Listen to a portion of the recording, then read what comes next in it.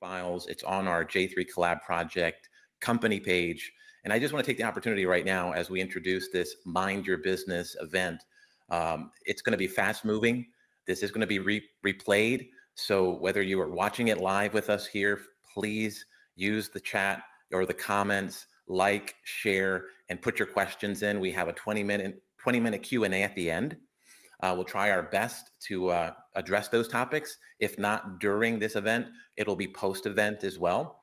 The other thing I just want to kind of thank the almost 8,000 followers I have, personal and business, whether it's through Intersys LLC or the J3 Collab Project. Thank you for being here with us this morning.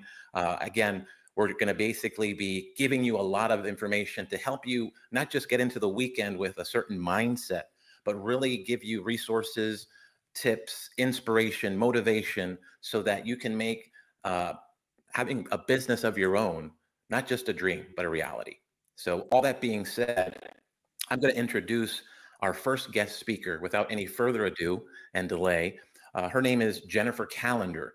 And I encourage you all, if you haven't already, reach out to each of these individual guests, tell them J3 sent you, and follow them along. But Jennifer is a retired corporate executive, boasts over 25 years of experience in the telecommunications and healthcare sectors. She's also a proud alumni of the Alabama A&M University and HBCU, where she earned her degree in mathematics and computer science. That's just a portion. But I'm going to let her share a little bit about herself, why she's here, and also how she can help you mind your business. So Jennifer, welcome, and I give you the floor. Thanks, Johnny. It's a pleasure to be here. Thank you so much for the invitation. As you shared briefly, I am Jennifer Callender. I am a franchise resale developer, and I work with Neighborly. Neighborly is a well-known, probably the #1 franchise in home services industry. We have about 19 brands under the umbrella. 4 of those brands I support from a resale perspective. That's Molly Maids, Jump King, Drive It Wizard, and Housemaster Home Inspection. That just simply means that I work with our current owners as they're looking to sell their business, and then I work with our buyer candidates to help them move through our mutual evaluation process and explore these resale opportunities.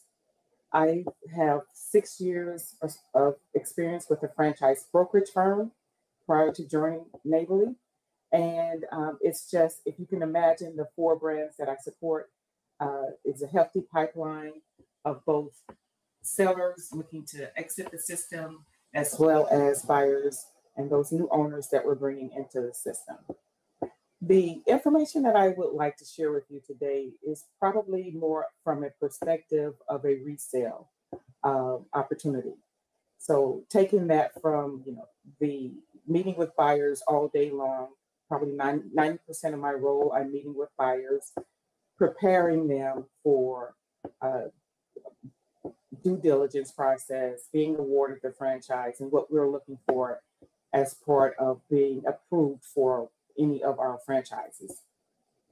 So I think the resale perspective is one that is oftentimes overlooked in the franchise industry, but it presents great opportunity for stepping into a business. And I'll share some of that. But I want to touch on 3 facets of resales. How do you prepare for taking advantage of a resale opportunity? What are some of the aspects of your due diligence process when you're looking to vet and explore a resale opportunity?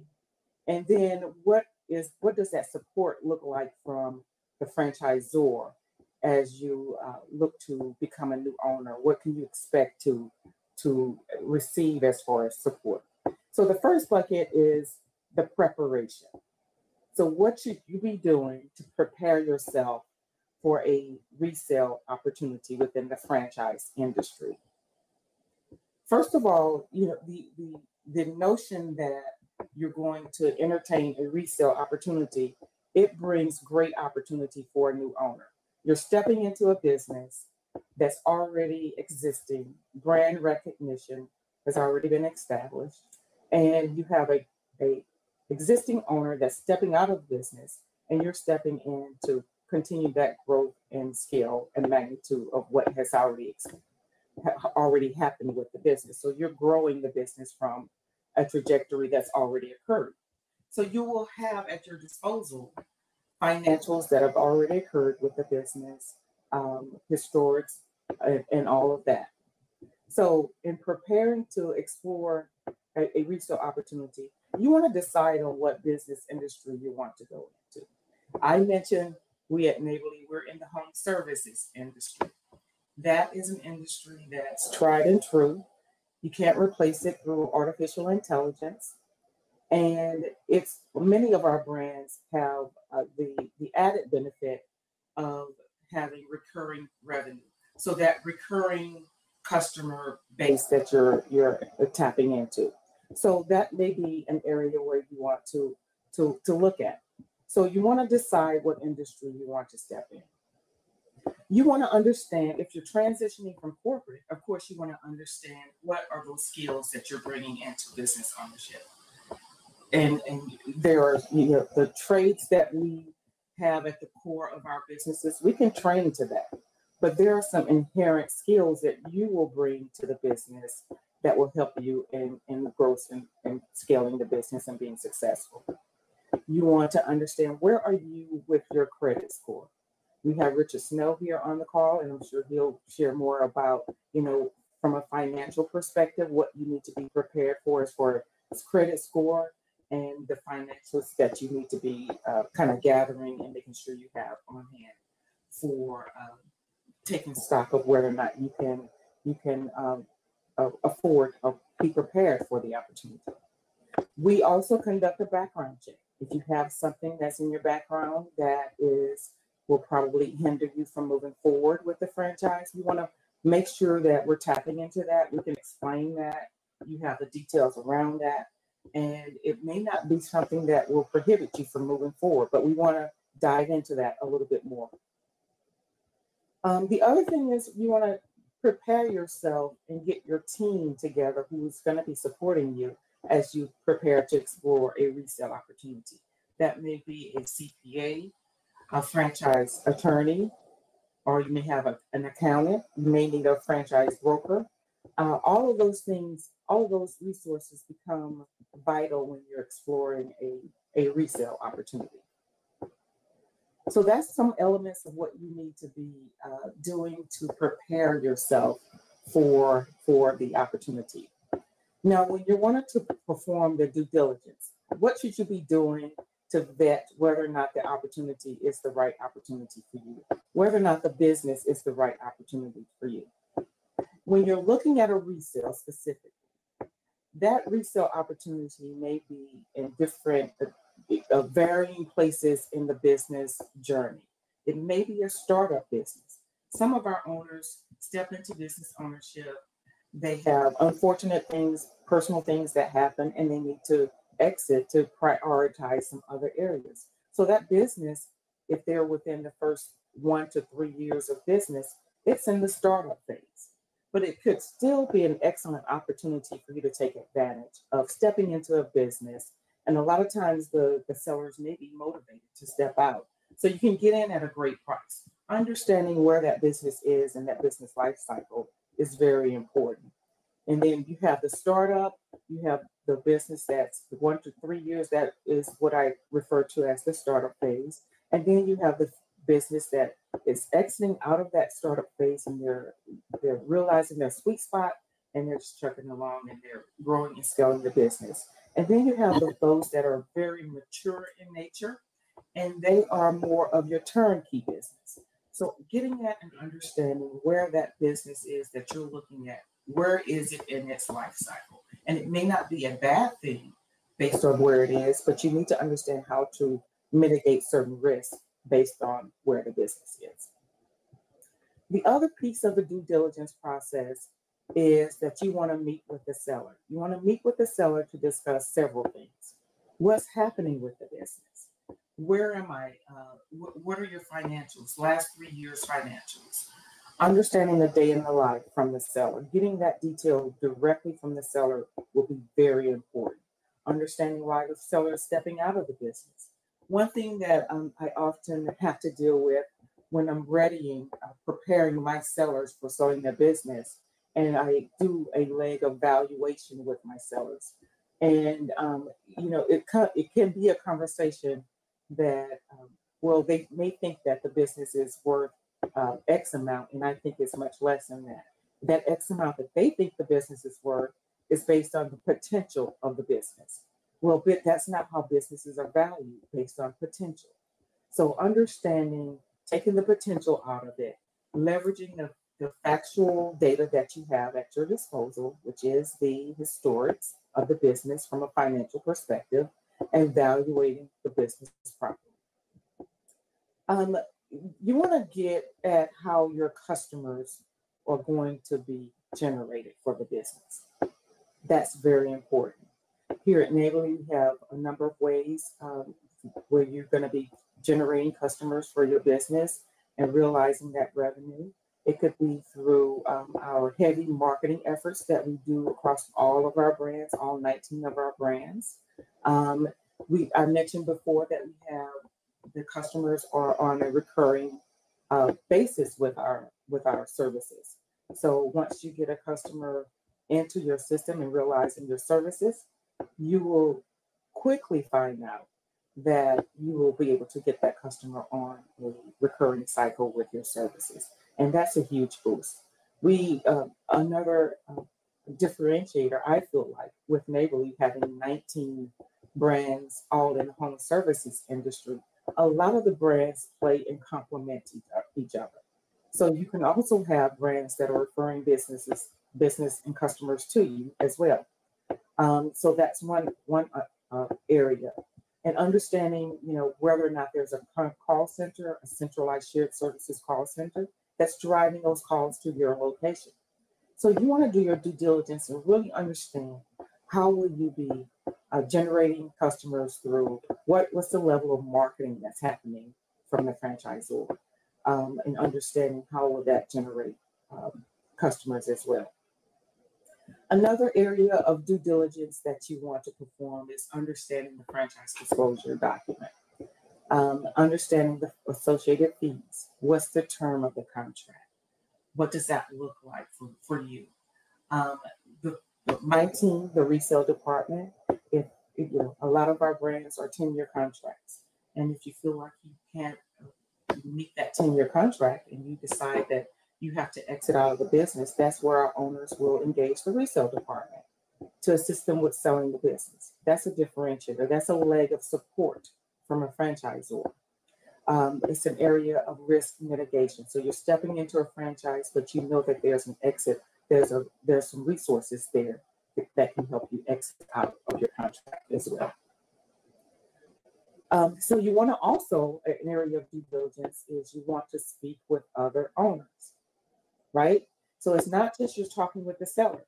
You're speaking with other owners to understand what is this opportunity? What does this brand look like from a perspective of getting in and realizing myself, can I see myself as an owner based on what I'm hearing? So all of those validation points are points that you really want to dive into when you're exploring an opportunity for business ownership. The last bucket that I really wanted to hone in is what does your support look like? I think if you're looking to get into business ownership, looking to explore opportunities with a franchise, it's vital that you understand what support looks like. It's vital, in my opinion, because you are paying operational fees. You're paying royalties, you're paying marketing fees, and you're paying, a lot of times you're paying that technology fee. So what are you getting for those fees? So understanding what that looks like is vital. So for a resale, particularly for a resale, you have an exiting owner and you have a new owner coming on. When you're talking about support, that exiting owner is able to provide you with a leg of knowledge transfer, specifics about what's happening in that market, what's happening with his business, opportunities for that business, what that day in the life looks like, that's invaluable information for a new incoming owner, is to have someone who's run a business for 5, 6, 7+ years, being able to provide you with that knowledge transfer. Another thing that we're seeing specifically with a resale is that a lot of times the current owner will stay on and work for the new owner. That's invaluable when you're looking at a resale opportunity. So that's a leg of support that does not come with a new purchased franchise. It's only in the space with a resale to have that current owner turn around and work for the new owner, and have that continuum of support there. You want to understand your marketing support. What are you getting for your royalties? What are you getting for your marketing fees? What are you getting? What are you paying for your technology fee? So that marketing support, you really want to dive in. Here at Navy, we have local marketing specialists that get assigned to you to map out your marketing plan, to figure out how you're going to spend your marketing budget and make sure your dollars are at play. And you're working with them to make sure you're understanding what works for your business, what levers you want to pull from a marketing perspective, what changes do you want to make. If you want to do Google ads, if you want to do more Facebook, you find that that's working better. Understanding what's at play from a marketing perspective. Another asset of a leg of support that we have at Neighborly is a franchise business coach. That's invaluable. You're getting on a monthly call with a franchise business coach to help you navigate, grow, and scale your business. And they'll come out to your market and also support you in your market as well. Franchise business coach, marketing, knowledge transfer from a current owner, recruitment and training. That's another area of support. We know that finding top talent is an issue. So we have partnered with, we at Neighborly, we partner with recruitment and training partners that can help us find that top talent. So you want to have those partners that are able to do that for you. I think all of these areas, being prepared, being able to perform your due diligence, and understanding the support are vital when you're looking at resale opportunities. And if you find that you want to explore home services opportunity, I would love to speak with you about what's happening here at Neighborly. We're very proud of the strong brands that we have under our umbrella, and would love to speak with you more about them and share more about the resale space within Neighborly. Thank you so much, Jennifer. That was very informative, and I think very encouraging too, that you don't have to have everything figured out. And in the process of looking for a vehicle for business ownership, there's definitely several ways to do that, and I think you really opened the discussion perfectly. We're glad that you're going to stick around for the Q&A at the end, because Absolutely. I'm sure we're going to have some questions there. And for those of you, again, if you're just logging on or watching the live feed, this program is really for anyone, whether you're currently looking to start your own business, or you already are a business owner looking to expand and grow and maybe, possibly acquire a business. This event is going to cover all of that, everything in between. So please stick around. And, again, we're going to obviously replay this as well and share it with the community. But I just want to thank you, Jennifer, for giving us a great introduction. And I think it's a good segue, because some of the points you discussed about having some consultants or individuals that can help guide you in this process is exactly what we're going to dive into now with our next guest speaker. And I'm going to give a little bit of an introduction again. These resumes, like I said in my introduction, are quite long, so I'm just going to give a little bit of a taste. We have here Boynton Weeks. He is currently president of BRW Franchise Consultants and a senior franchise consultant for FranNet of New York and New Jersey. He oversees programs coordinating 21 small business development centers and multiple SCORE chapters across 3 states, specializing in guiding executives and individuals through business ownership decisions using FranNet's network of over 250 nationally recognized franchise brands. So without any further ado, welcome Boynton, and thank you for joining us today and helping us mind our business or find a way we can do that. So thanks for being here. Hey, Johnny, and thank you for that riveting introduction. And shall I say, buenos dias. Absolutely. Thank you for that introduction, and welcome everyone to the J3 collaboration. Glad you could be here. Happy to share just a couple nuggets with you, right? What we do at J3 is we just plant seeds, right? So that you can move from where you are today to ultimately where you want to be.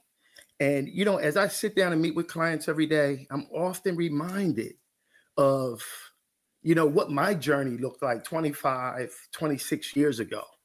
And moving from that comfortable W-2 corporate gig to entrepreneurship.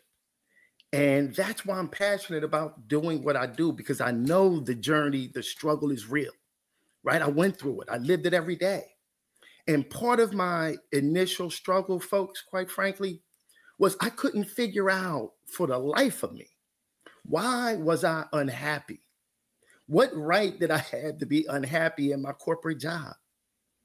I was the fifth of six children, you know, born in Atlantic City, raised in Camden, grew up on welfare.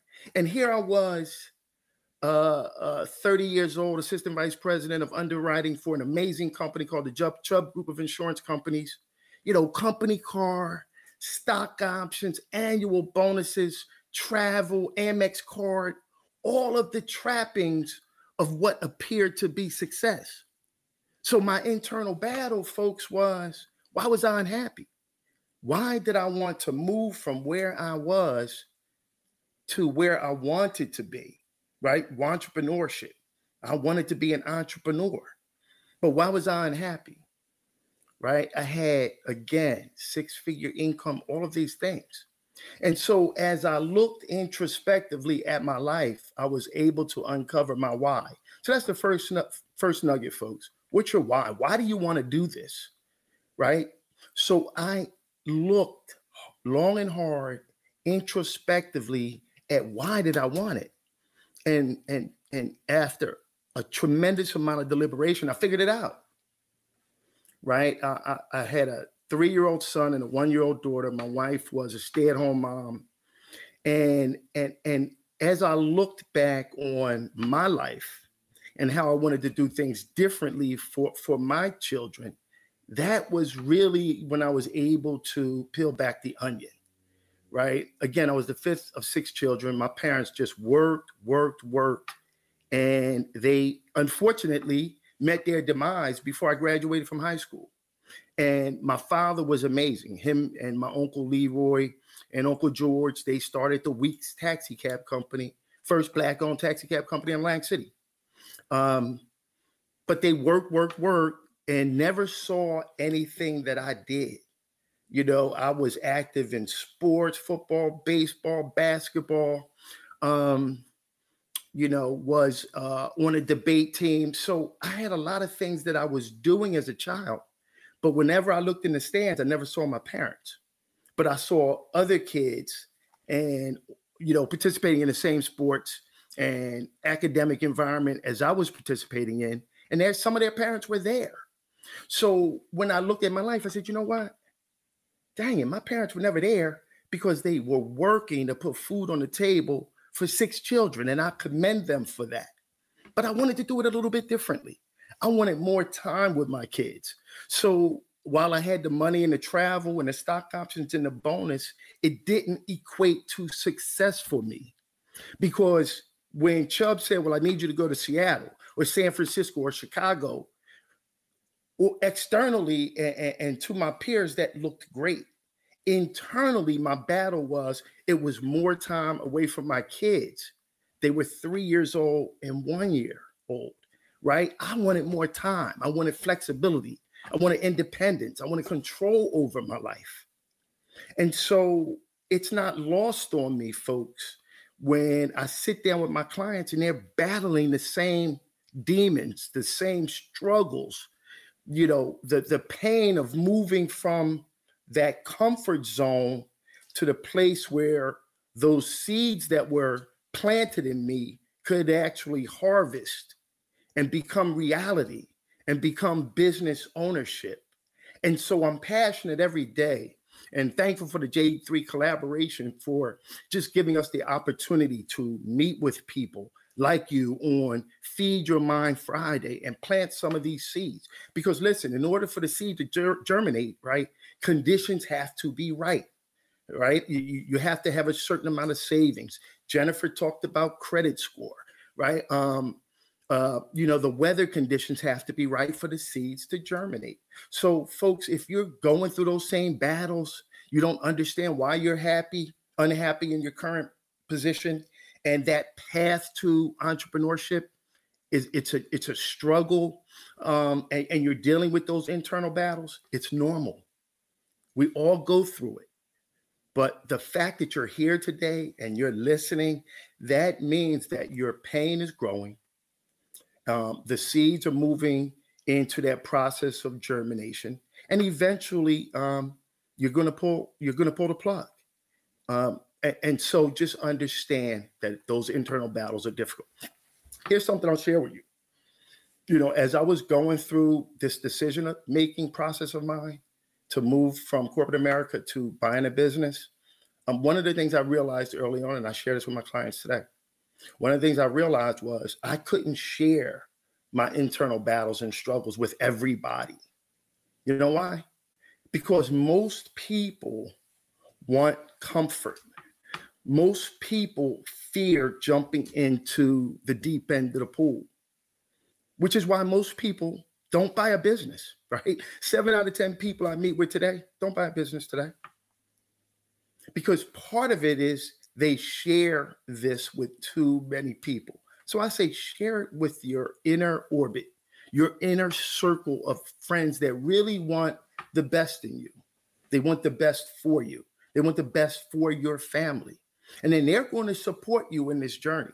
But I can tell you, as certain as the day is long, you start to tell everybody about it, they're going to discourage you. They're going to move you away from your dreams as opposed to moving you toward your dreams. So be careful about who you talk to. My second struggle, besides the internal struggle, figuring out why I was unhappy, I was in this amazing corporate building on Route 24 in Hempstead, New York. And we were on the upper level overseeing the Long Island Coliseum. It was a beautiful view, right? But as I sat there and I dealt with those internal struggles, I said, okay, Boynton, you're now going to be in a position where you're going to make this decision. You're going to jump into the deep end of the pool.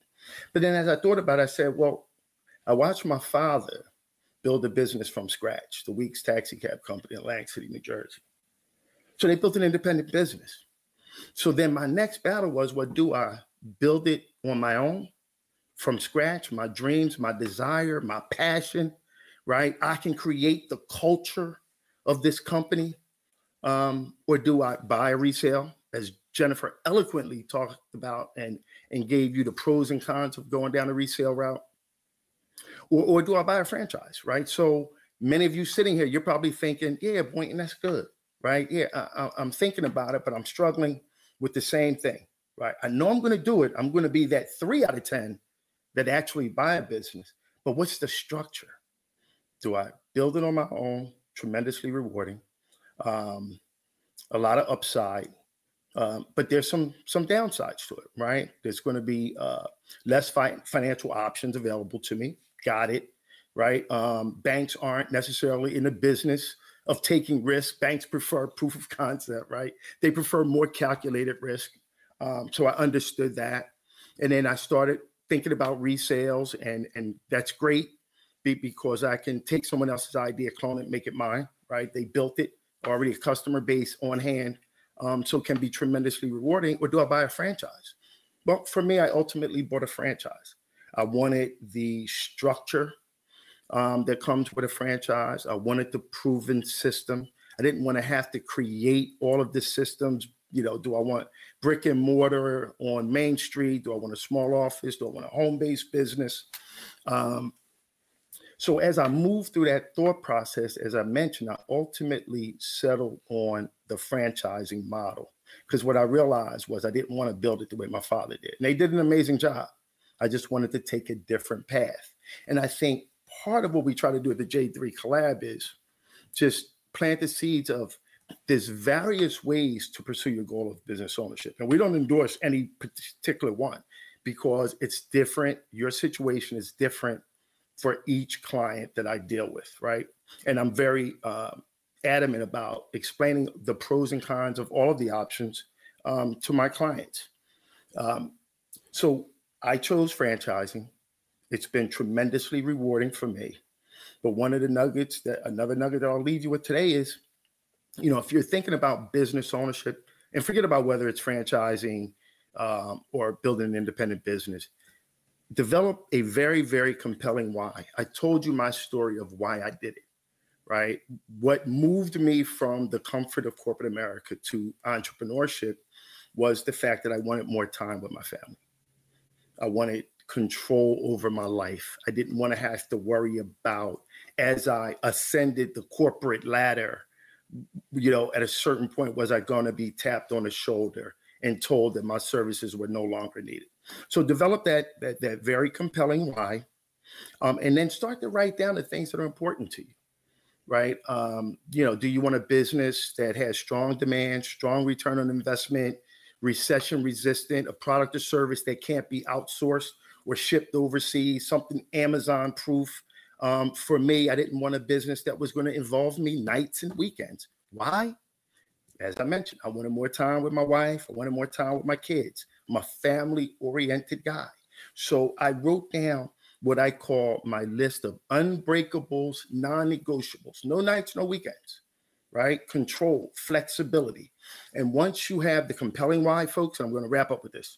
Once you have your compelling why, you know why you're doing this. The more compelling your why is, the greater the likelihood that you're going to move past all of the internal battles and struggles, friends and people telling you why you should not do this. The more compelling your why is, the greater the likelihood that you're going to move from your current situation to where you want to be. And you overlay that with all of your unbreakables, all of the things you want to do and what this business is going to give you. The likelihood of you moving to that destination is going to be greater. I'm going to wrap up there. I see Johnny. Hey, Johnny. No, I just wanted to. You have time yet? You're good. You're doing really well. So I'm going to take advantage. First of all, kudos on the family history with the Weeks Taxi Company, Atlantic City. That's a great upbringing, and also commend you on the fact that just because you have that opportunity and that education from hands-on doesn't mean you have to take a certain path. You chose your own, and I think that really is a perfect example of why we had this event, because it's not cookie cutter for everybody. Everybody wants to kind of, sometimes you want to create your own thing, or sometimes you want to be able to do something that, like you said, a proof of concept. So what everyone's experiencing here, for those of you just tuning in, we have Boynton Weeks here, over 30 years experience, which is impossible to really capture in 20 minutes. And we have another 5 here. So I just want to say, while we have a few more minutes here, Boynton, I love your energy and your passion. You keep it very, sincere and true to the fact that, a lot of times, I think in my personal experience, what is challenging for some is to really identify, first of all, what are my non-negotiables, like you mentioned? What is it that you're looking to do?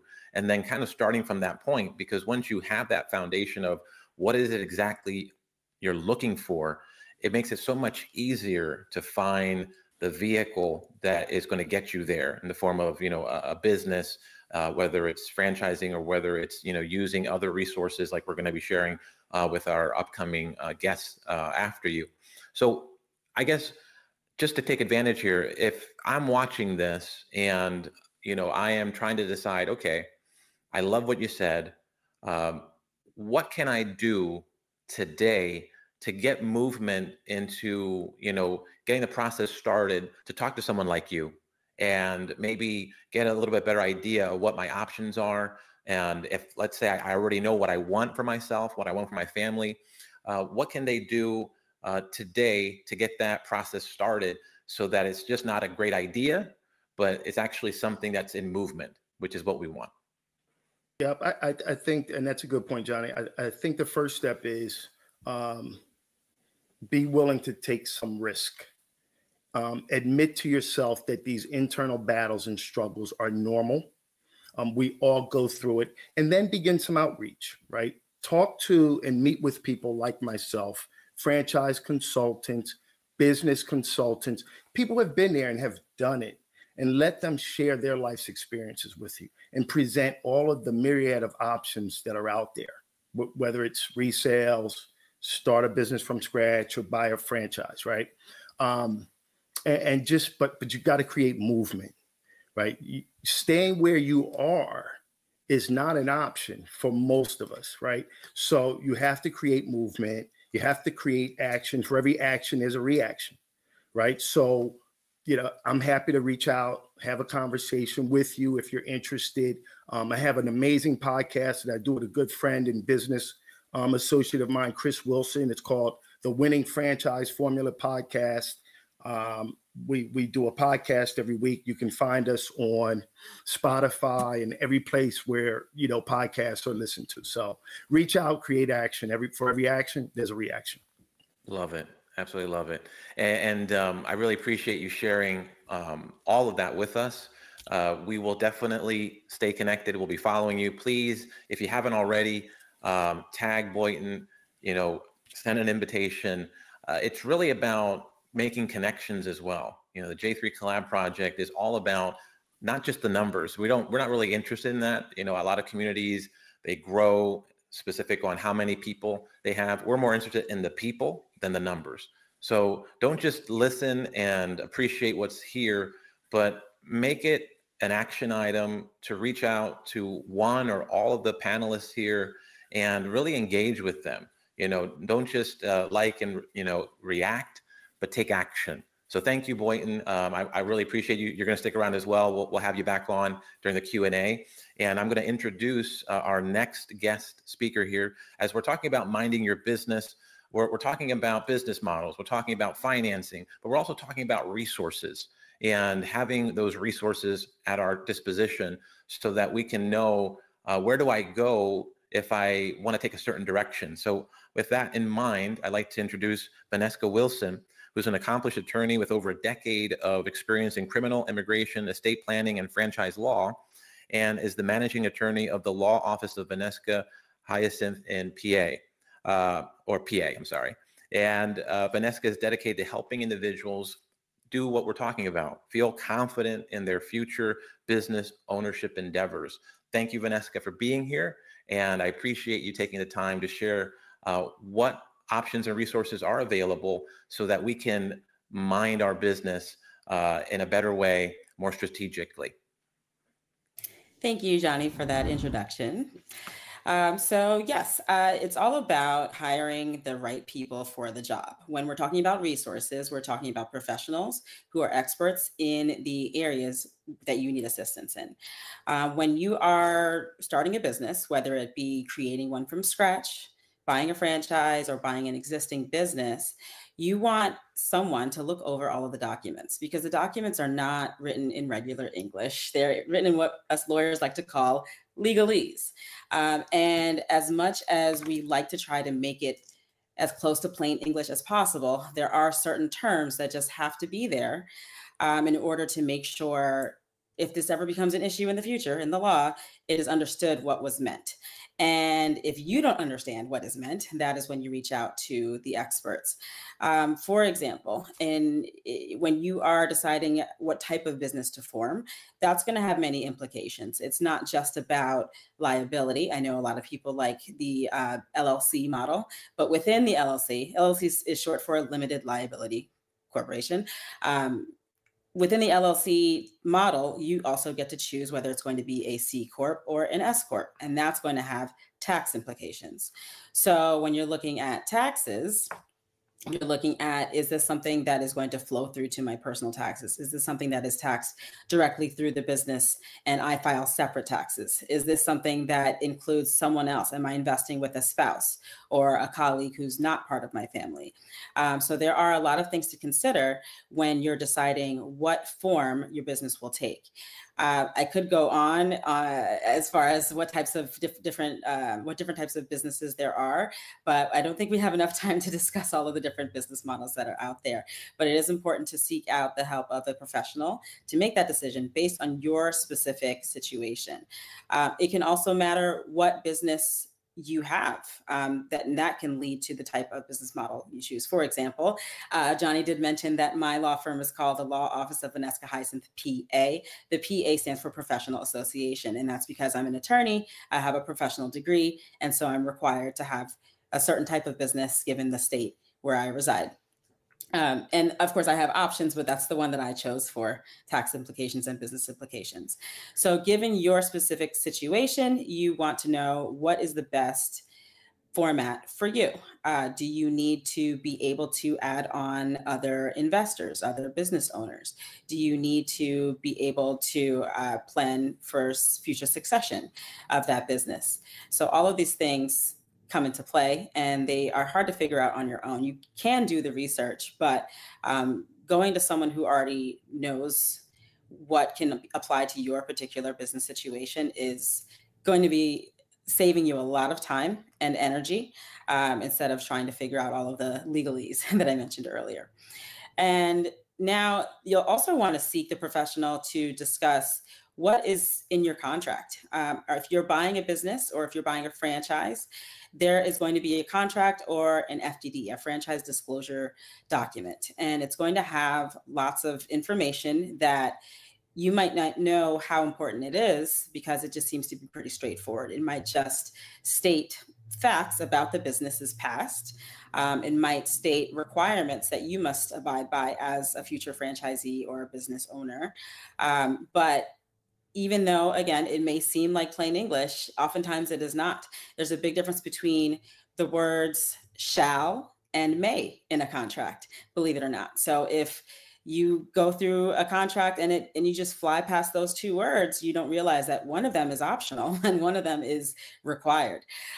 So these are things that an attorney can assist you with in your review of the contract. Not only is reviewing the contract with a professional a good idea, but also it gives you the opportunity to decide whether or not you want to negotiate any of those terms. If there's something in there that you don't agree with that doesn't apply to you for whatever reason, you could own a separate business unrelated to the one that you are planning on investing in. And maybe the terms of this new contract can affect your previous business. And now you need to speak to either the seller or the franchisor or whoever the contract is with about changing those terms so that it adjusts to your personal situation. That's something that oftentimes people will tell you that these agreements are not negotiable. That's not true. That's actually putting a lot of pressure on a buyer. And I don't think many sellers out there really want to be in that situation where they're forcing someone into a purchase who's uninformed and not really making a voluntary decision to sign and agree to the terms in that contract. They want you to be fully informed. You want to know what you are actually signing up for. And you want to be able to own it. You want to come into this situation deciding, yes, I actually do agree to all of these terms. I'm not just begrudgingly signing, saying, okay, fine, I don't really like this, but I'll go along with it. You want to be willing to actually go forward with all of the terms of your contract or franchise agreement. And when you decide to do that, you have more of a chance of success because there's less that's in the back of your mind that, you're thinking, oh, why did I do this? Maybe I shouldn't have agreed to that. I have a better idea. These are things that you can communicate to the person you're in this contract with, because it could actually be a better idea that they have not considered, or maybe they've considered it, but let it go because they thought it might not be something that other people would want. And when you bring up to them, yes, I would like this. I would like to change the terms of this agreement. They might agree to it. It is very possible. An example of a term that you might want to change, for example, would be waivers. In the franchise context, for example, franchises have a lot of rules. They tell you exactly how they want you to run the business because it is their name on that business. And if there are changes that happen over time, maybe technology changes, maybe new products come out, maybe competition comes about, a new company, and your franchise wants to modify what they do in order to continue to be competitive or continue to be compliant if it's maybe new laws or regulations that they're now subjected to, they will make those changes and enforce them across the board with all of their franchisees. But if in your specific situation, maybe it's your location, maybe it's the fact that you own another business, maybe it's a professional degree that you have or a license that you have, if there's a reason why you don't necessarily have to, or you don't feel that you have to abide by that exact change that comes about, you can ask for what's called a waiver.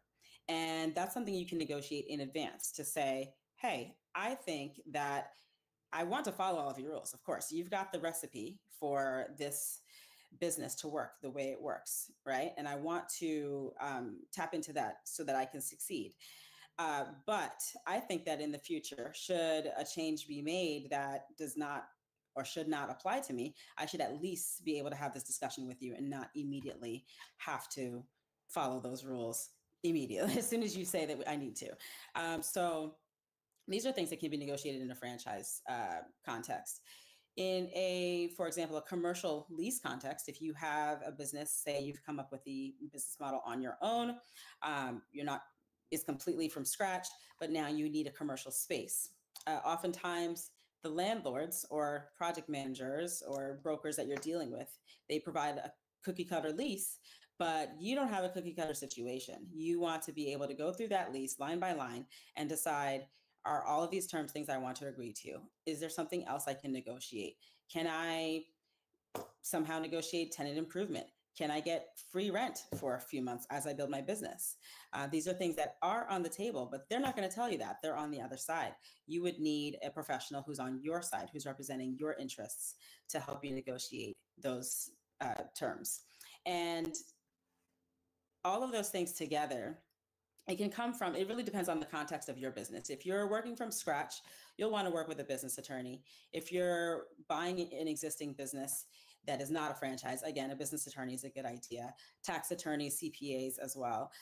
If you are purchasing a franchise or buying an existing franchise, a franchise attorney would be the more correct way to go, because it is a niche area of law that even business attorneys may not have expertise in. So you want to make sure that you're working with someone who knows exactly what you're trying to do and has experience with that.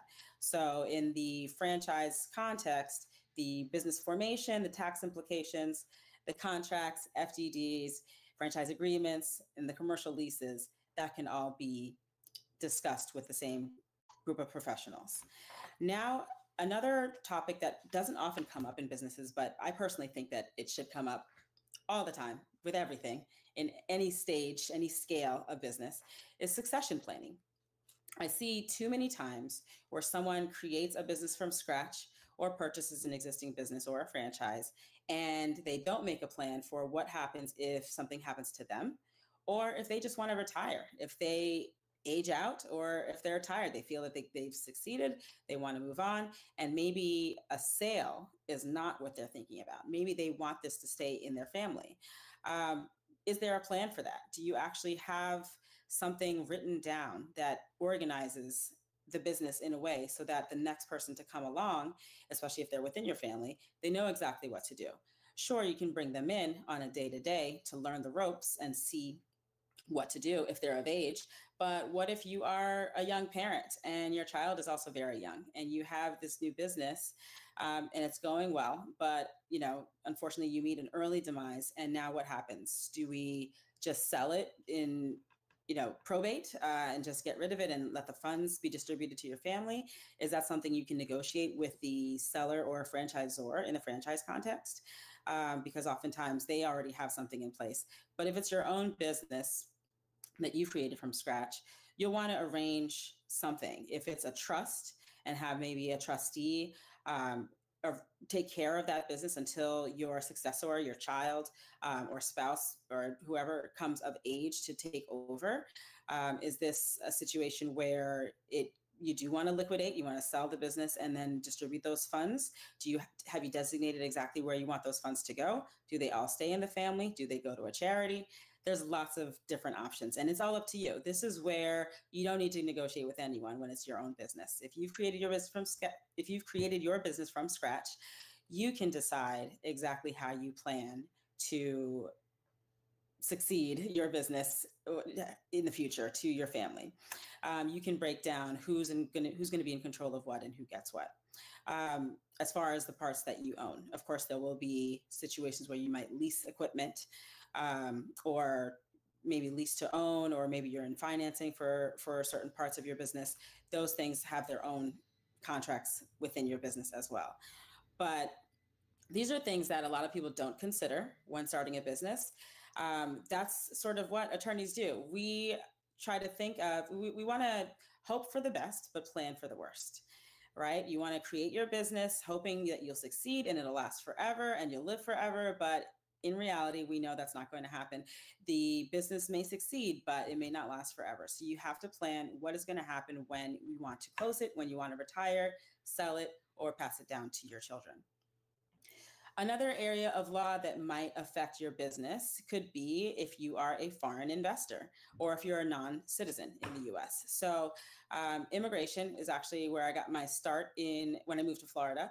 And I've worked with many foreign investors, and many of them either have their own business idea that they want to, it could be one of three things. Either they've already started it in their home country and they want to expand it into the US, or they're starting it for the first time in the US, or they're purchasing a franchise in the US. And in all three of those situations, no matter what, you can start the business, but you can't actually pay yourself because you're not authorized to work as an immigrant. You need to apply for specific visas or statuses in order to get the funds and actually receive pay from your company, even if you are the owner. So there are specific applications that need to be submitted in advance of really running the business the way you want to run it. So in the immigration context, you can start small with what is known as the E2 visa. That does not have any specific dollar amount for investment, but the money that is spent should be, it should match the type of business. For example, you can't have a $20 million food truck, and you also don't want to start a $5,000 supermarket, right? It has to match the type of business for the market or the industry. And showing immigration that your business is viable, that it's not just going to pay your own income, that it's actually going to support employees. These are things that an immigration attorney can assist you with. Finally, I wanted to touch on veterans. We don't take care of our veterans enough, but in the business context, there are lots and lots and lots of opportunities for veterans. And not only are there opportunities, there are also discounts. While something may be available to your average citizen, a veteran would be able to get and negotiate a better deal because they have served our country, and we should find a way to thank them for that, especially if they want to continue to invest in our country, create jobs, and provide services. So these are all things that we want to make sure that you can seek the expert help of a professional, be it an attorney, a CPA, a broker, or a consultant. So these are very important topics you want to consider. Again, we want to plan, we want to expect the best, to plan for the worst, and have all of these things set in place so that there are no surprises if anything changes in your life. You are fantastic, Vaneskha. Wow, I could just continue listening to you. You have so much experience and a natural flow and cadence. So one thing that I want to thank you for as interpreter and translator that I am is the difference between the words shall and may. I like that part. Yes. Of course, I was drawn to that. And it's so true how small words can make such a big impact on the meaning of, in this case, a contract. So having someone like yourself really, the three eyes, as they say, right, or the third eye on really just making sure we have a grasp of what we're signing, if we are going to sign something, is so important and well worth the investment of time and money, because it does take that to get these things in motion. And you did great on the time too. I think we're kind of ahead, believe it or not. So I'm going to leave that for the end, and when we do our Q&A, I'll just kind of bank that. But phenomenal, and I'm going to actually just segue now, as you mentioned, having consultants and having other peers. We have another one that's coming up right after you here, Jack Wilson, a good friend of mine. I'm going to introduce him, and again, decades of experience in business. I'm just going to highlight a few in the last 10 years here. Jack Wilson is the franchise development director at Homewell Care Services, with over a decade of franchising experience here. He also owns Results Team, a franchise consulting firm. Jack's expertise covers franchise and independent startups, mergers, acquisitions, business growth strategies, and exit planning. I'm going to pause there because that's quite a bit. And I'm going to actually cross over here, Jack, to just kind of have this conversation with you because, I've had the pleasure and privilege of working with you on different facets of business. So we're going to give everybody here a little flavor of that, starting with the topic of growth through acquisition. There's different paths to business ownership. Not everybody has the tolerance for pain that goes into starting something from scratch, and all of the ups and downs with that. So what do you think makes it a relevant topic of talking about growth through acquisition? Yeah, well, first of all, Johnny, thank you so much for having me and being a part of this panel. I've just been like a bobblehead dial listening to the other presenters. My head's just nodding and nodding. But with this topic, I've really started to be much more interested in it later in life. Should have been earlier, but really it's the facts. The facts help you understand why this is relevant. When we think about the U.S. having about 33 million small businesses, that's according to the SBA data, right? And then you think about how many of them are actually generating $1 million or more annually. See, the answer to that question shows you the demographics of small businesses, but it also shows you the opportunity. So the fact is that it's only approximately 4 to 5% of small businesses that generate $1 million or more annually. That's only 1.3 to perhaps 1.6 million businesses out of the 33 million that are doing $1 million of revenue or more. The vast majority of businesses, especially the micro businesses and sole proprietorships, they're generating less than 500,000 in annual revenue. It's only a small number, a small percentage that hit that $1 million revenue mark. And what does that reflect? It reflects a lot of the things that Jennifer brought up when she was speaking about the challenges of scaling a business to that level and so forth. So it's that group, those businesses that are $1 million or more, they're seen as a sweet spot for what we call acquisition entrepreneurs. It's because they're usually stable enough to be able to have proven products, set processes, customer bases, and they're not often so large like big companies that are hard to scale. So there's the opportunity. That's what makes this relevant. Wow, that's great. Yeah, and I think you're spot on. There's an immense amount of individuals probably watching this that are in that 1 million or below that, that again are independent or franchise. Now, let's talk about what you mentioned here, because for many of those watching, what is an acquisition entrepreneur? Good question. I did say that phrase, didn't I? It's basically just someone who builds their career and creates wealth by buying and growing existing businesses. Sound familiar? We heard Jennifer talking about that within the franchise space. So it could be done within franchising or with independent companies, but that's the approach rather than starting from scratch. And it applies to anyone. Perhaps you already own a business and you're looking to grow. Well, you put that acquisition entrepreneur mindset to play, and you start looking to grow that way by purchasing other businesses. You focus on scaling, you focus on optimizing or transforming the existing business. It already has operational structure. It already has a customer base. It already has cash flow. So that's what an acquisition entrepreneur is really leveraging, those types of things. Thanks, Jack. Yeah, I mean, I can see where there's an appeal for that, and you can definitely expand if you want on why acquisition entrepreneurship is appealing. But if I'm understanding, basically, it's growth by means of a small business acquiring another business, and we're going to discuss a few points on that. But did I get that part right? Yeah, you're right. You're right on, Okay. Johnny. So, yep, you got it. Excellent. So let's talk a little bit about these, some factors here. For example, what are the key factors you consider when evaluating a business for purchase? Yeah, and first of all, I want to make sure that everyone knows this isn't the type of endeavor that you do on your own.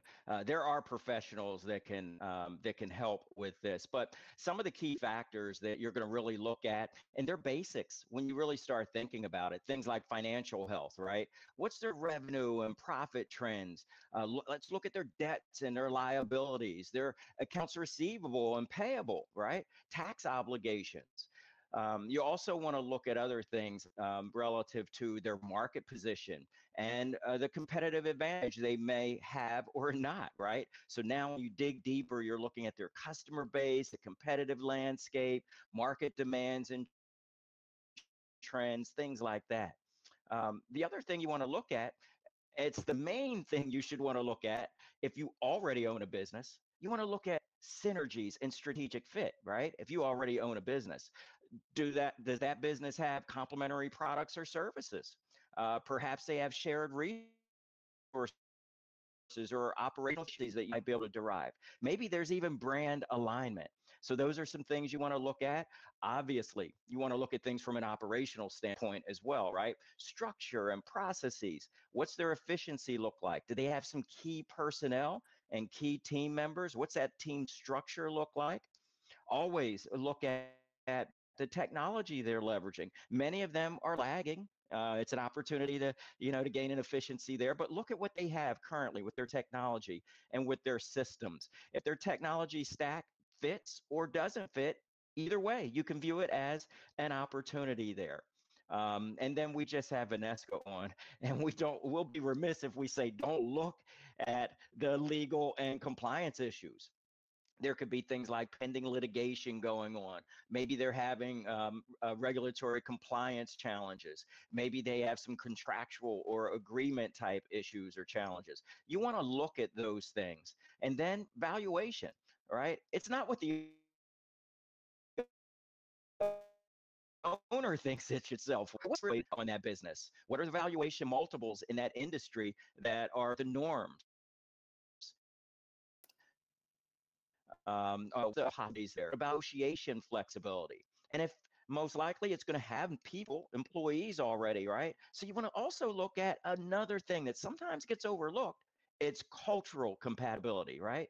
Is your company culture and values able to have that kind of acquisition come in and not be disruptive? What about the customer service philosophy?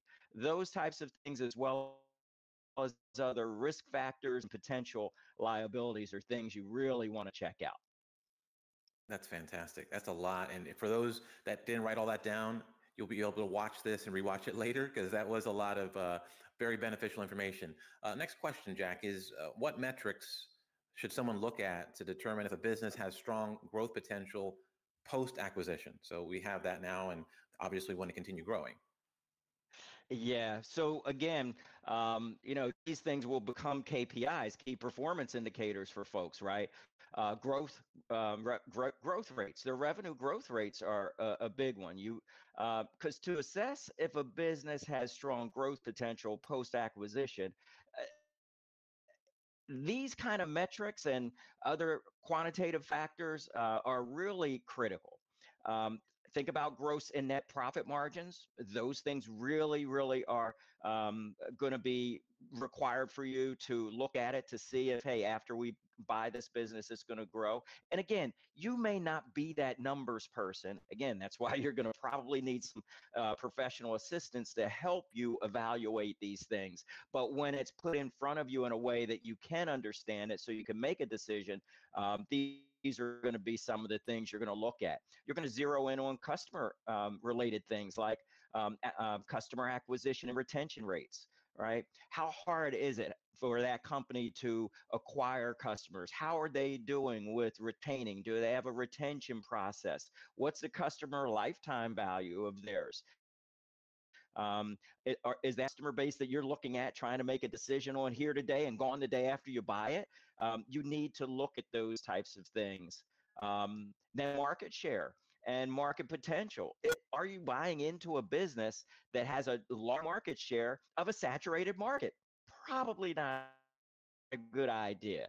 So those are some of the things you want to look at, as well as what else is out there for you. And then remember, you're looking to buy and then grow, right? So what's the scalability of the operations that's already there? You know, you want to see if you have some operational leverage there, right? So you want to look at metrics like the ratio of fixed or variable costs to operating expenses, just relative to the revenue, right? Those types of things. We mentioned it earlier, but technology and infrastructure. See, a business with scalable technology and processes and systems, all of those things, they can grow without proportionally having to put a whole lot more money in them. So a lot of upside there if that's the case. Look at the products and the services. Are they diversified? Is the revenue diversified? I want to avoid big concentrations of customers or revenue because if that industry or that customer goes away, obviously it could really hurt. And then something that's near and dear to you and I's heart, Johnny, cash flow and free cash flow. What does that look like? Positive and growing cash flow from operations indicates that that business is generating cash from its core activities. And guess what that provides? Capital for reinvestment. That's what you want. And then the other thing that really helps drive a business is, you know, it's sales, right? So what's their sales efficiency and their productivity look like? You're going to then look at sales growth versus marketing spend. You know, is it balanced? Can one help the other more? Revenue per employee. These become key metrics for a CEO, someone who is looking at this, and then customer sat and brand strength. What do their reviews look like? Do they have a net promoter score or Google reviews? Those types of things, John. Okay, give us an idea. What types of businesses or industries would a person focus on when seeking to acquire a business? That's a good question. The very first response I always have is a complimentary one, right? So it might be that you're looking for a business that really can take your business from where it's plateaued in that under $1 million mark to above it with complimentary services, clients, so you can get more share of wallet and things like that. But you can also look for one that will diversify your revenue stream. So maybe not complementary, right? But again, to look to diversify your business portfolio. So it could be something like that. But when you start looking at verticals and things, Jennifer talked about franchise businesses. We've talked about that a lot. There's good reasons why franchises usually do require some upfront fees and ongoing royalties, but they come with a proven business model, established brand recognition and support from the franchisor, like Jennifer mentioned, things like marketing and training. All of those things are ideal for first-time business owners or owners who want to take that business into the seven figures. E-commerce businesses are great. Service-based businesses are really, really strong, especially home-based services, again, like Jennifer mentioned, but businesses focused on pet care, businesses focused on senior care, like HomeWell that I'm a part of, businesses that are focused on wellness, personal care and wellness, as well as childcare and education. Those are all very strong type businesses and verticals. Jack. And we might have some individuals that again, want to really understand what are the benefits of growth by acquisition, if you don't mind just kind of highlighting that. Yeah, lots of benefits for growth by acquisition. You know, if you really think about it, when we talked about that entrepreneur, that you know, why it was appealing and things like that. If you just think about it, it's immediate cash flow, right? You get a profitable cash flowing business that provides immediate income, right? And what can you do with that? Reinvest in growth or repay the acquisition debt, right? Another thing is higher success rates. Statistically, established businesses, they just have a higher likelihood of success rather than startups. And guess what acquisition entrepreneurs focus on? They really capitalize on that by acquiring businesses with proven track records, right? They can check them out financially and so forth. And then it's flexibility in industries and scale. You know, acquisition entrepreneurs, they look at these and buy businesses across different industries, different sizes, local service type businesses to multi-million dollar companies. And what does that allow? Flexibility in aligning those acquisitions with what you want to do, your personal interests, your goals, as Boynton was talking about. That's what's really going to make it work for you. So sounds great, but let's talk reality here. Where's the money going to come from? How can I fund, you know, this acquisition? You know, how can I get that that money I need to fund this? Well, the best person to answer that question is following me, but I'll give a couple of highlights though. Obviously, the Small Business Administration, right? Those SBA small business loans using that 7A loan program. Part of that, why they have those is for business acquisitions. There's a lot of benefits to those, but SBA loans are one you want to think about. A big one when you're buying from small business owners is seller financing. In that structure, the seller does the financing and they agree to finance a portion of that sale. That allows you to kind of pay it back over time, usually 3 to 7 years with some interest. Well, what does that do for you as the buyer? It reduces the immediate cash requirements, spreads out that cost for you. And it's almost always quicker and more flexible than a bank. Sorry, Richard, but it usually is, right?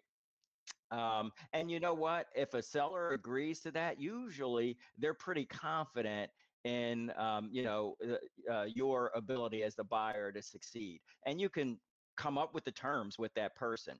Then there's things like earn-out agreements, traditional bank loans, leverage buyouts, HELOCs, home equity lines of credit. And another one that surprisingly a lot of people don't know, and it's using your personal savings or retirement account.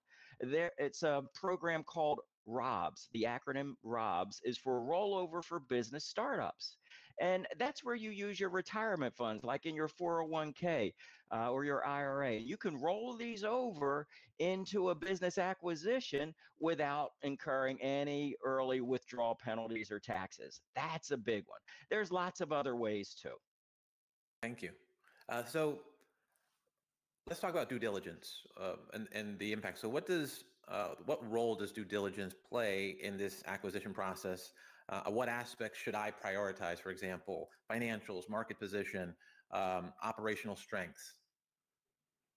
Yeah. Well, due diligence is critical in the acquisition process because that's what's going to ensure you that you really understand the business real value. You're able to identify those potential risk. It validates that acquisition you're thinking about doing really aligns with your goals. So that comprehensive due diligence that we're talking about, it mitigates the types of surprises that can happen after you acquire the company.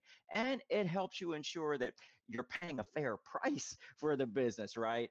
And honestly, doing the right due diligence lays the ground for a smoother transition. So again, I know a lot of this sounds repetitive, but it's financial due diligence, market position, and competitive analysis.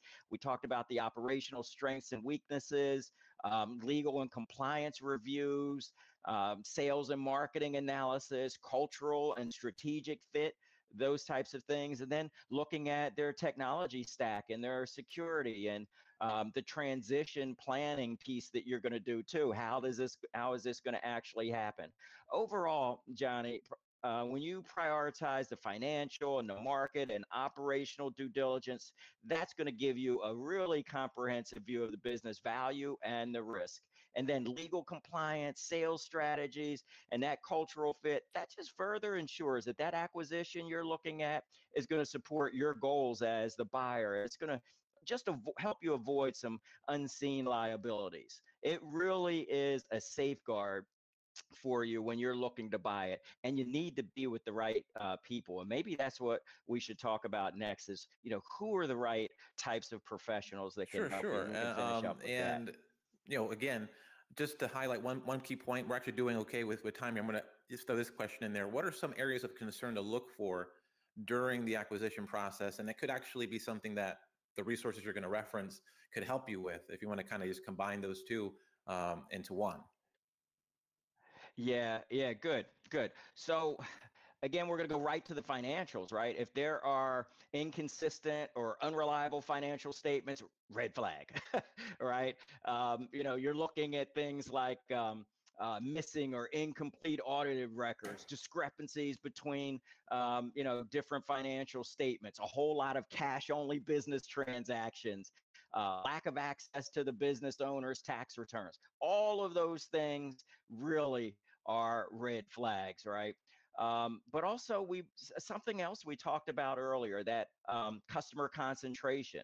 That's where a large percentage of your folks may, or that revenue comes from a single customer or a few customers.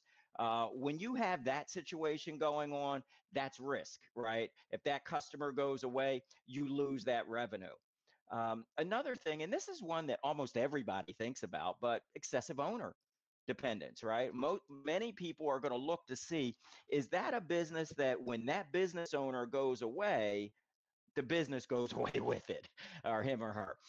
So you really want to make sure that if that current owner is handling key customer relationships or has specialized operations or unique expertise that the business relies on really heavily, that should be a red flag for you. That person leaving and you coming in to replace, there may be a degradation of a whole lot of parts of the business. Other obvious ones, things like declining revenue or profit trends. If their revenue stream is going this way and their profit trends are going that way, it could indicate that the business is losing maybe its competitive edge, maybe it's facing some new competition, or just that it's operating in a shrinking market. So you need to know those things.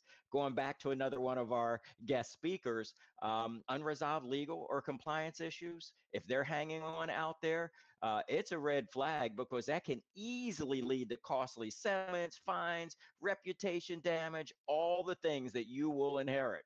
You don't want to do that. If you see there's high employee turnover, that's another red flag. And that speaks for itself.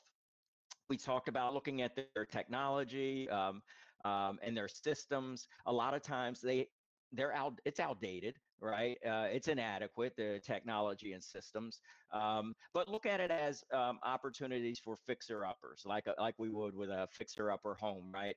Bringing in new technology can sometimes just really turn things around. But how dependent are they on what they were using? That could be something else that's a red flag. And then finally, what's the reason for sale? If they can't clearly articulate why they're selling, get your antenna up. That could be a problem. And you can just look at customer reviews and reputation issues online, a lot of those things. So who helps you? Like you said, let's just kind of wrap this in to who you should get. This should not be an endeavor that you try on your own. You want business brokers who can help you find businesses for sale and really assist you in that transaction process. There are M&A, merger and acquisition providers, right? Or advisors. What they do is they give you that strategic advice. They help you manage the deal structure and facilitate the process. We talked a lot about financials. So naturally, CPAs, they help with the financial part of the due diligence that you have to do. Don't be afraid of the numbers. Hire somebody that can help you with that so that you're clear on doing that part of the due diligence, the valuation, and the tax planning. Business attorneys, it's critical you have an attorney helping you here with the legal documentation, the compliance, as well as negotiations, and making sure that the company's in a good position as it is. And then valuation experts. See, they're going to help you get a accurate valuation on that target business that you're looking at. That's really, really important. And then financial lenders and advisors. They're the ones that help you come up with the funds we were talking about, help you secure that financing and navigate various options that you have. Thank you so much, Jack. You, as always, have an abundance of insight. We're going to have you back on in a little bit. We're going to segue to our last guest and a great resource. As you mentioned, we have a lot of them here. Richard Snow, currently, most recently, again, long list of a resume here, but more recently, franchisee of Brooklyn Robot Foundry, combining his passion for educational enrichment with entrepreneurial opportunities. Richard is a seasoned professional with over 18 years of experience in small business financing and franchise entrepreneurship. His career spans leadership roles at prominent companies, including Benetrends, Santander, PNC, and Citizens Bank, just to name a few. And so without any further ado, I'm going to welcome Richard. Thank you for being on here, helping us mind our business.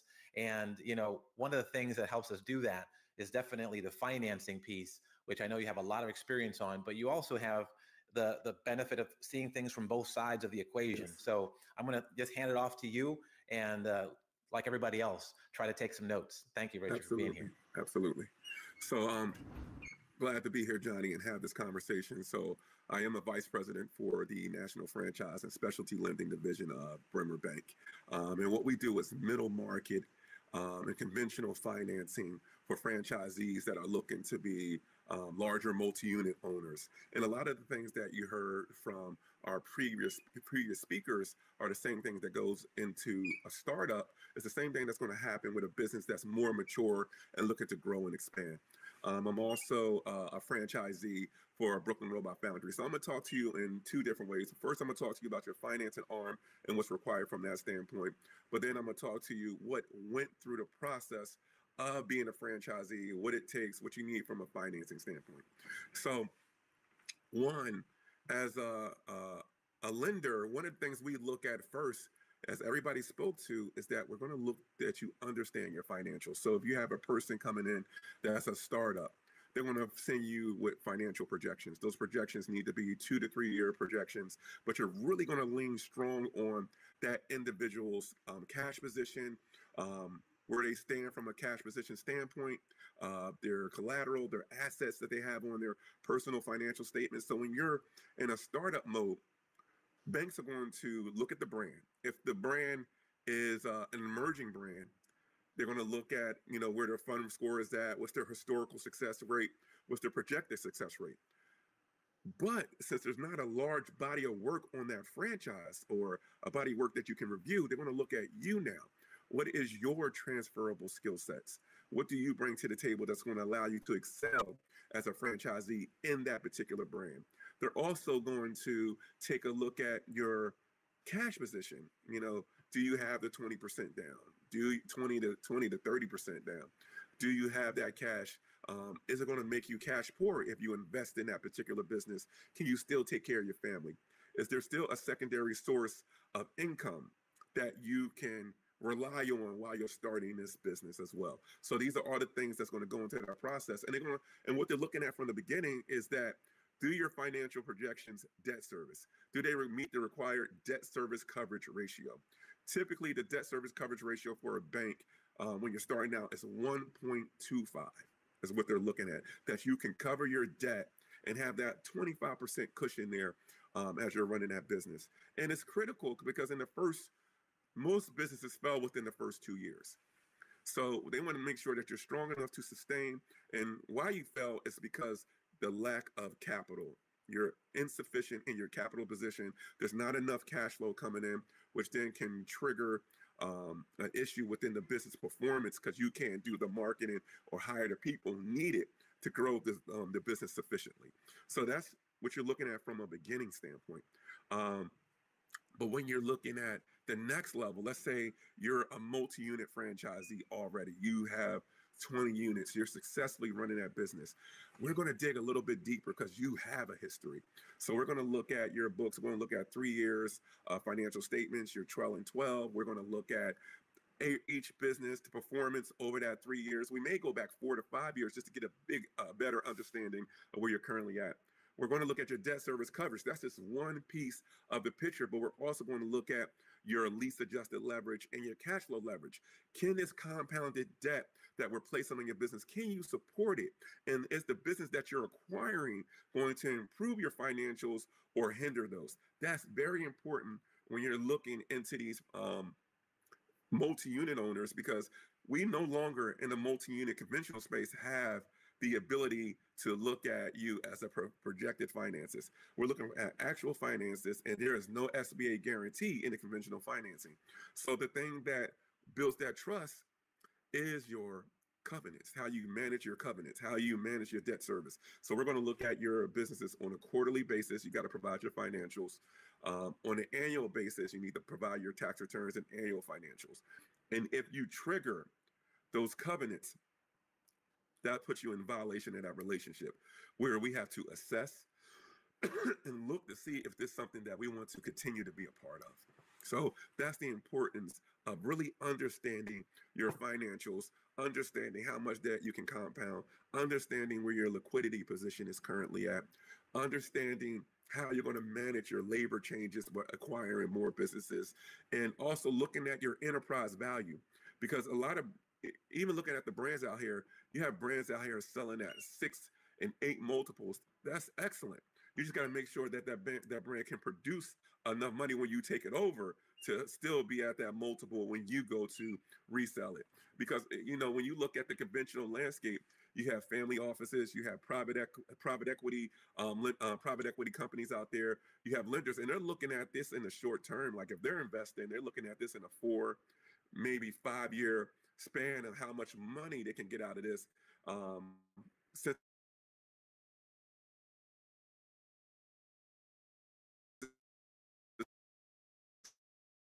over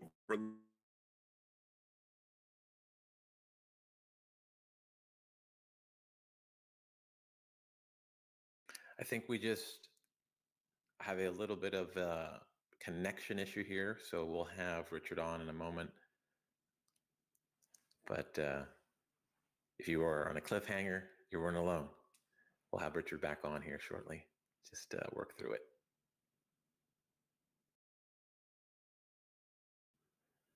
And for those of you just joining us here for our Mind Your Business event, we are really discussing everything from having the right business model to finding the correct vehicle to start your business. Okay, Richard's back. Here we go. I hear you now. I think we're going to bring him back on. Financial statement, you have your financials, you have your tax returns, you have your accounts to show your verification of your balance sheet. These are all important when you're beginning to go to a lender. You want to make sure you have truly a clean forward plan and a process to let them know that they're investing in somebody that they're going to get their funds out of. That's going to be completely, truly important. Transitioning over from a financing standpoint to how did I get to my road in franchising? So Brooklyn Robot Foundry, we're a multi-territory owner. So we own 2 territories in the Philadelphia and surrounding suburbs market. We have approximately 68 zip codes. I thought that was important to be a multi-unit owner from the beginning, because you don't get into franchising from a standpoint to own 1 unit, because 1 unit is a job. That's a job. You're not really making a profit that you're looking to make. If you look at the franchising model, the way to become successful in it is that you need to replicate the process and the brand that you're in. So if you have territories in Philadelphia and outside suburbs and then South Jersey, that's how you begin to make the money. And then you want to lock down your territory. That was important to me as well, because I didn't want to have my wife and I didn't want to have cannibalization where there were other franchisees coming in picking away at the territory that we currently had. We wanted to be able to grow within that territory and build solid relationships with the schools, recreational centers, local after-school programs. So we wanted to be able to truly create a sustainable program that was important for us to have growth and development in our brand, in our franchise, in our territory. So we thought that was important for us to be able to grow and take the next step in our business. So I thought that was extremely important for us as we were growing and developing. It's not easy. I'm gonna tell you this, it's not easy as you're going through this process, because there's a lot of time that goes into you building up your brand, building up your business. It's a lot of time that goes into that. So you really have to think from that standpoint for yourself, you know, how much time you're putting in, who's doing the operations, who's doing the selling, who's managing website integration, who's managing payroll processing, you know, so you have to build out your team and have faith in other people as you begin to grow it. So I think it's extremely important. And I think it's important for more people to get into the franchising space, because if you look at it, franchising has 806,000 franchises in the United States.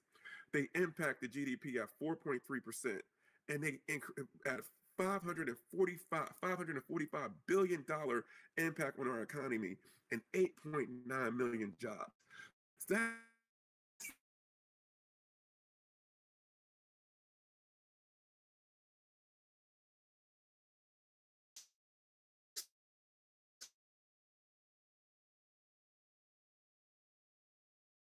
Once again, I think we just have a little connectivity here, and we'll have Richard Snow back on with us here as he's dropping some very valuable nuggets for us all. And we'll kind of give him a minute here to rejoin the live feed. This is live, just in case you were wondering. This is no replay. This is actually the live feed, and so you're getting it directly from each of the guests, and that's kind of sometimes what happens. But we'll have Richard on here as he's sharing the value of looking at franchising. Again, 8.9 million jobs was what he just mentioned, and again, the impact on the GDP over 4%. That's significant. So you know, we can certainly appreciate Richard's background, and he has been traveling for the last 2 weeks, and we appreciate him joining us here for this special event as we kind of are about to get into our Q&A. So we'll see if we have Richard back on here.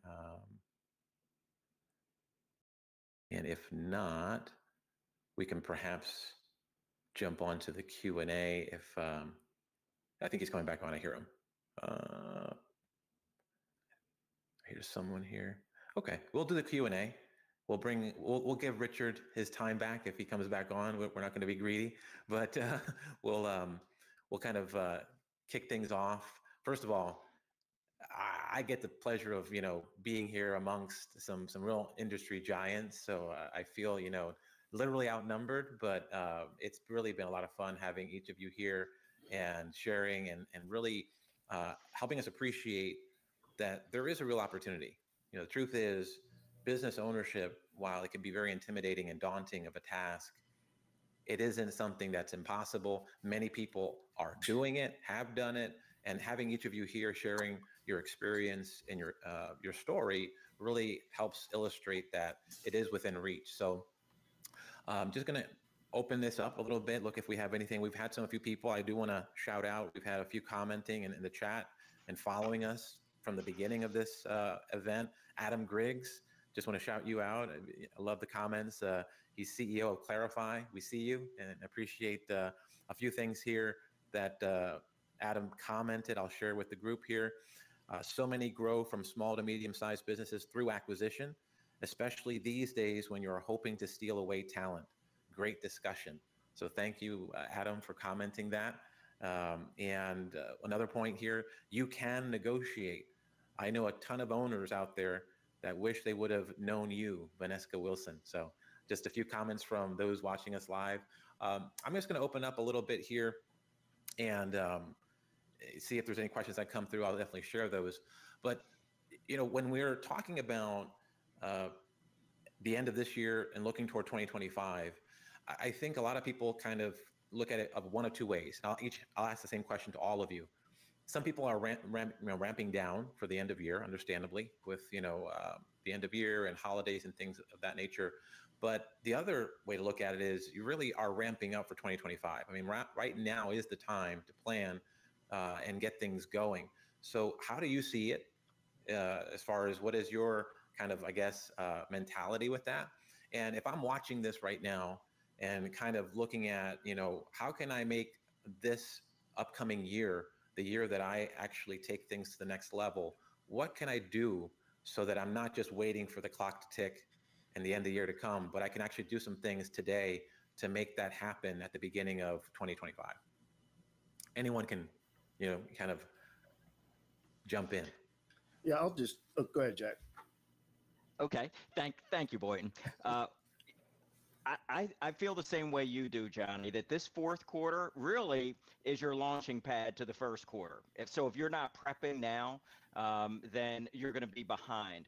So you mentioned holidays. People get together at this time of year. There's no question about it. But when they do, when families get together, when people get together, many times when it's a favorable environment like that, they make decisions. I'm going to buy a business this year. I'm going to sell my business this year. We're going to get that care for our senior loved one at home. We want to put our child in this tutoring program. So they make those decisions at that time. And guess when they do them? January. Yep. So if you're not ready for that, then you're going to miss that tremendous wave of activity that happens in that January, February. That's not the time for you as a business owner to say, let me start now. That's the time for you as a business owner, as a consultant or whatever, to be prepared to ride that wave. You've already paddled your surfboard out to the biggest wave. Ride that big wave from the time it begins throughout that first quarter and second quarter, and then you have the benefit of the remainder of the year to benefit from your decision. Thank you. Yep. And just to kind of segue off of that a little bit, Johnny, one of the things I try to tell my clients, folks, is, we know the journey and the struggle is real, dealing with the internal and external battles of, do I leave my job and start a business? It's hard. It's scary. It's wrought with trepidation and fear. Will I succeed? Right. But understand something. Conducting due diligence does not commit you to the acquisition. I'm going to repeat that. Conducting due diligence does not commit you to the acquisition. So do something. You already did something today, right? You attended the J3 Collaboration Feed Your Mind Friday.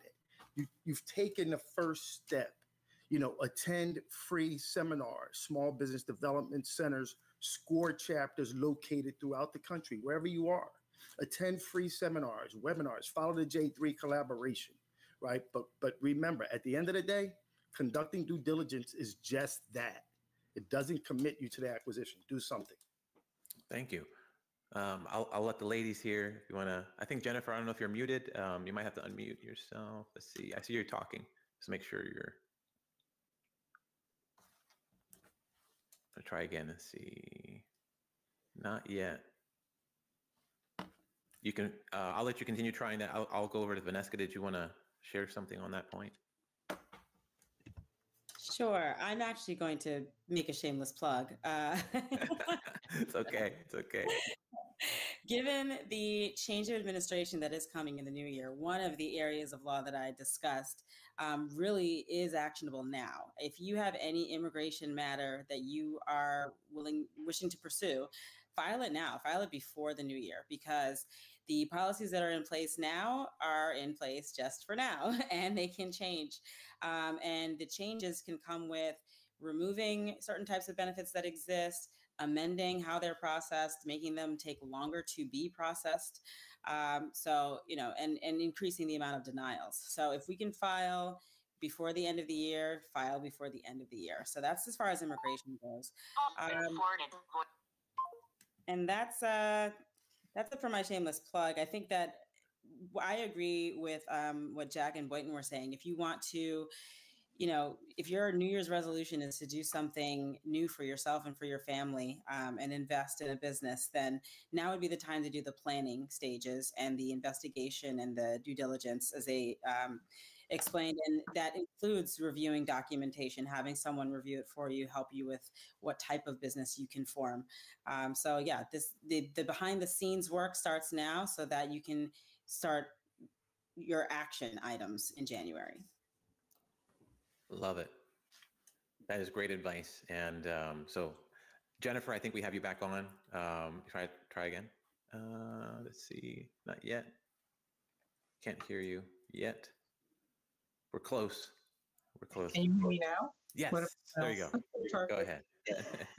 I just wanted to come on quickly just to elaborate on something that Boynton shared, that performing your due diligence doesn't mean that you're committing to any purchase or anything. Don't be afraid to explore. I think this franchise industry is very daunting to a lot of people, and it kind of stops them in their tracks from even leveraging the resources you have on this call. Performing due diligence, asking the questions, exploring opportunities. That's what we're here for. Don't be afraid to explore. Don't be afraid to be open to opportunities. It is absolutely true that if you're not working with someone now, you won't be in a position for first quarter of 2025.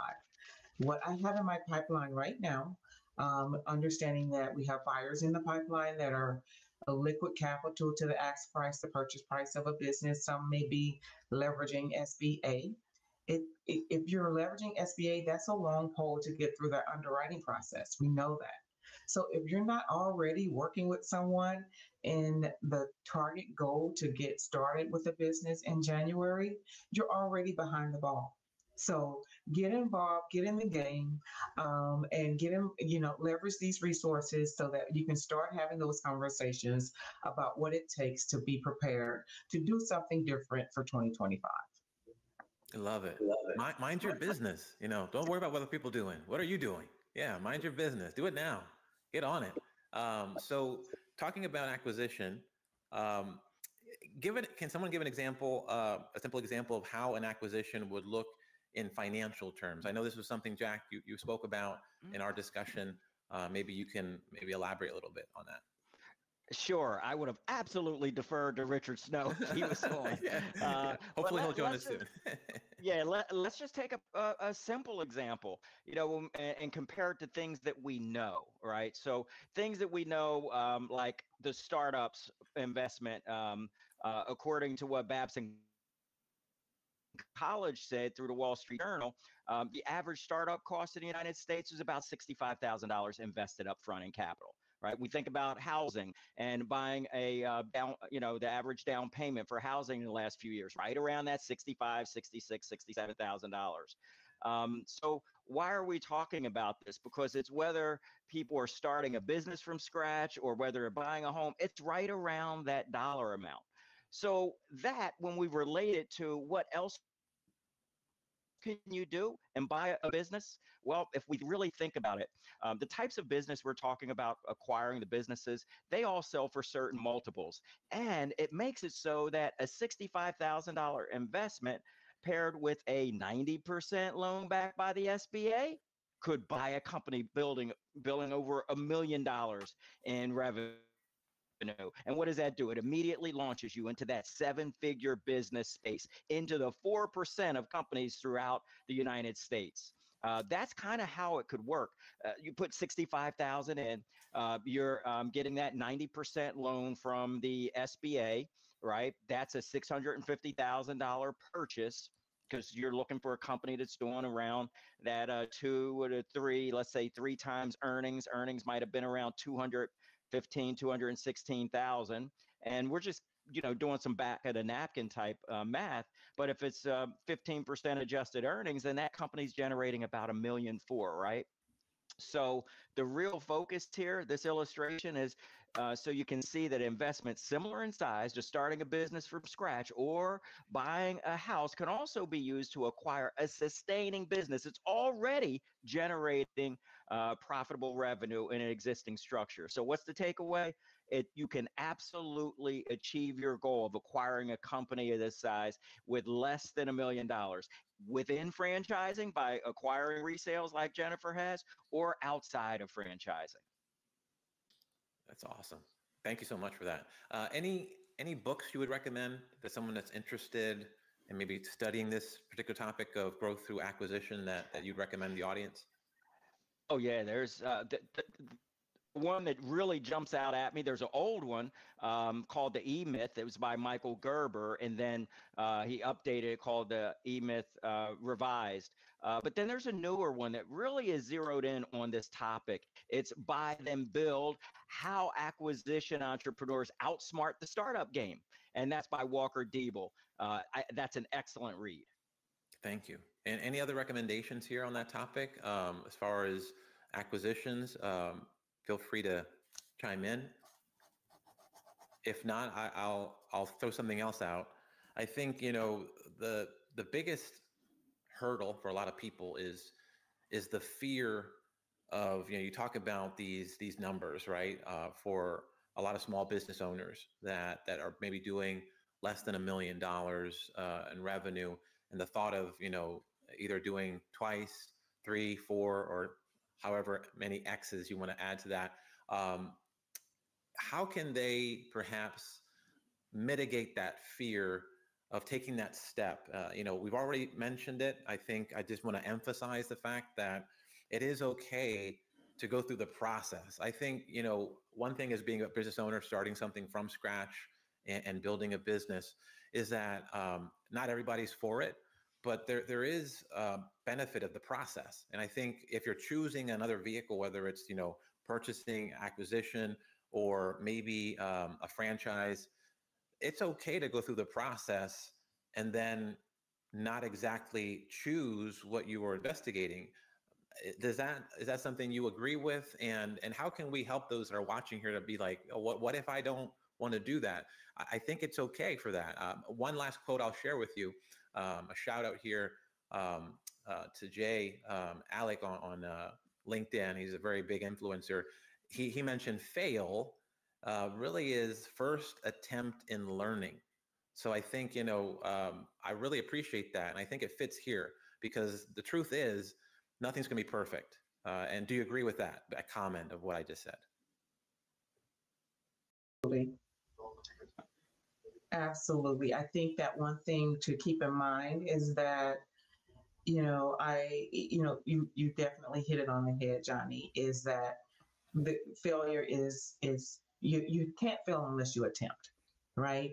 I keep harping on the fact that just because you're exploring does not mean you're committing to buy. You don't know what you need. You don't know where you are in preparation for something like this. It is not easy. And it is a process, and it's going to take a level of commitment, due diligence, and all of that from the interested party that wants to look at the opportunity, and the commitment from that party. So understanding where you are and your readiness for something daunting like this is going to be, it's going to equip you with the information you need to understand here's where I am, here's where I need to be in order to pull the trigger on something like this. But I won't know unless I have conversations. I won't know unless I dive in. I won't know unless, I understand some elements of what I'm trying to go up against. That's absolutely true. And I just invite everyone to kind of just explore what you don't know, and don't be afraid to learn and figure out where you are in this process. If it's something, that is going to be potentially viable for you, understand that. And so you're kind of weighing your options on whether or not, if you're weighing on, if you're disappointed with where you are in corporate, you don't know if you should take that in another corporate job versus betting on yourself. So how do you make that decision? You need to understand what's under that layer of understanding how you bet on yourself and what is that going to all be involved in as far as your commitment to that process. Thank you. Yeah. Anyone else? Jennifer touched on something that I often say right? I'd rather bet on me than on anyone else because I know what I'm capable of, but I get it, right? We get paralyzed by the fear of failure, right? But if we're all being honest with ourselves, everyone in business or most people who have taken that jump, that leap into the deep end of the pool have failed at something, right? But what's the worst thing? Okay, you fail. Okay, you get back up and you do it again and you do it better with more information, right? But if you are so paralyzed by the fear of failure, then you're just not going to move past that. And that's okay because business ownership is not for everybody, as we talked about. Yeah, yeah, absolutely. But at least you know that it's not right for you and you know you've made an informed decision, right?